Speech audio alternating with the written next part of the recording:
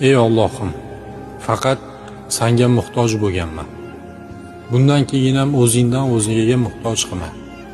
Faqat Senga ishonganman. Bandalaringga ishonishga bir sabab topa olmaganman. Faqat Senga tavakkal qilganman. Berayotgan sinovlaringni yengillashtirib bergin. O'zing aytgansan, sabringdan ortig'ini bermayman. Hammasi yaxshi bo'lib ketishiga bir imkon bergin. Yaxshilik eshigini ochgin. So'rasam faqat o'zim uchun so'ramayman.